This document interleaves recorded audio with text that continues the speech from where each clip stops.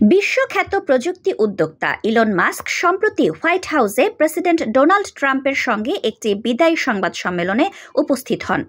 তবে সংবাদ সম্মেলনের মূল আলোচনার বাইরে উপস্থিত সাংবাদিকদের দৃষ্টি আকর্ষণ করে মাস্কের ডান চোখের নিচের কালো দাগ। এই রহস্যজনক আঘাতের কারণ জানতে চাইলে মাস্ক হাস্যরসের সঙ্গে জানান যে এটি তার 5 বছর বয়সী পুত্র লিল এক্সের খেলার ছলে দেওয়া একটি ঘুষির ফল। মাস্ক বলেন, আমি ছোট এক্সের সঙ্গে খেলার সময় বলেছিলাম, চলো আমাকে মুখে ঘুষি মারো। সে তাই করল।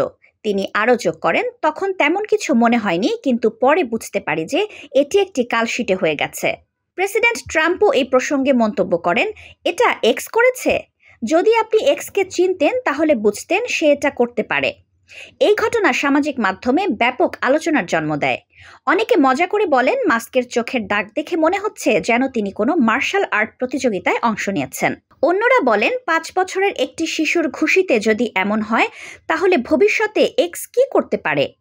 তবে এই হালকা মেজাজের ঘটনা মাস্কের বিদায়ী সংবাদ সম্মেলনের মূল আলোচনাকে ছাপিয়ে যায়।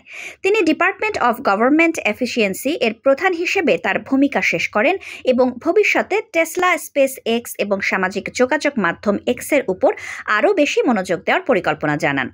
এই ঘটনার মাধ্যমে দেখা যায় ইলন মাস্কের ব্যক্তিগত জীবন এবং পিতৃত্বের মজার মুহূর্তগুলো জনসাধারণের আগ্রহের কেন্দ্রবিন্দুতে থাকতে পারে।